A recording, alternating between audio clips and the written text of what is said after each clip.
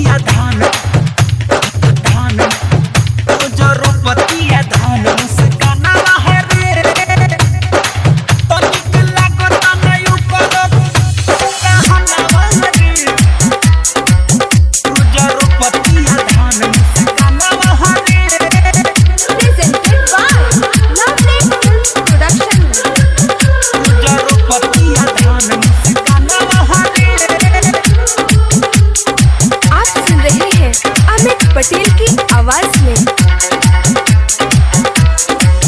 हर चैत में कैला सकटनी रे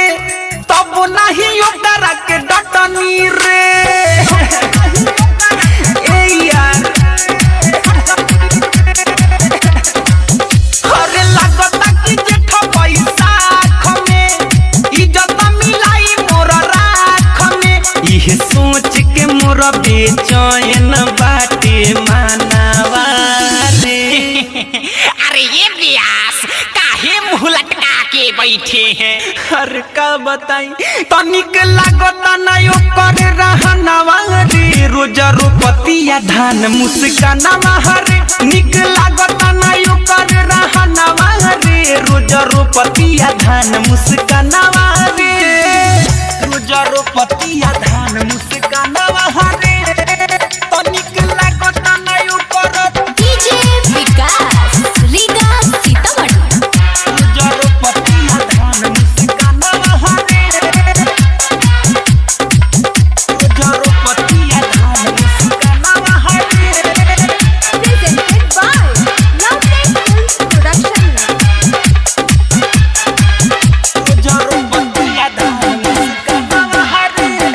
बानी हम पगलाइल रे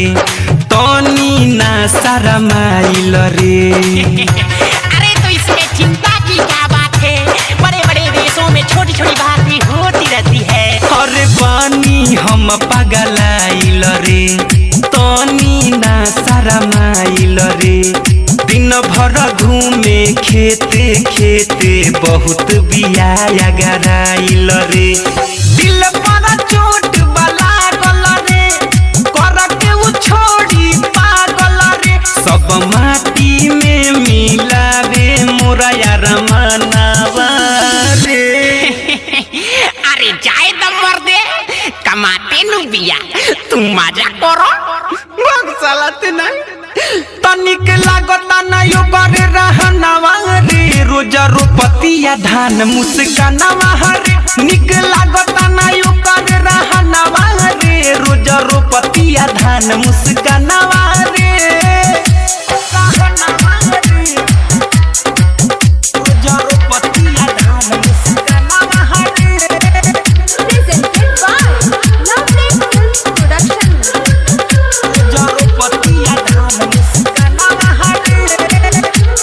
आप सुन रहे हैं अमित पटेल की आवाज में।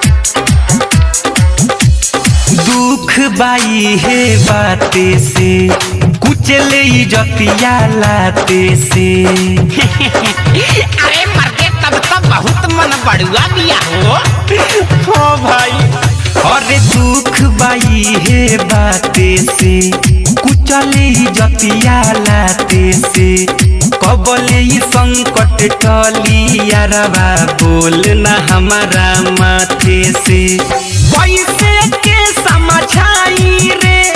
के करा से दुख बताई रे यही हुक से हमरो सुखता परनावा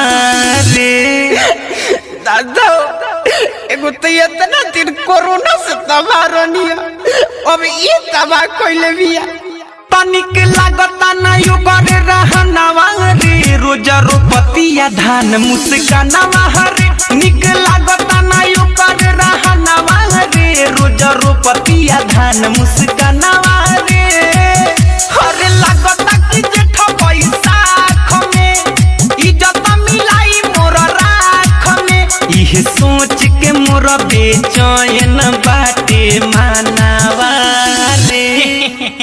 अरे ये व्यास काहे मुंह लटका के बैठे हैं। हर का बताई तनिक लागता नहीं ओकर रहनवा रे रोज रोपतिया रोपतिया धान मुस्कानावा रे निक लागता ना ओकर रहनावा रे रोज रोपतिया धान मुस्कानावा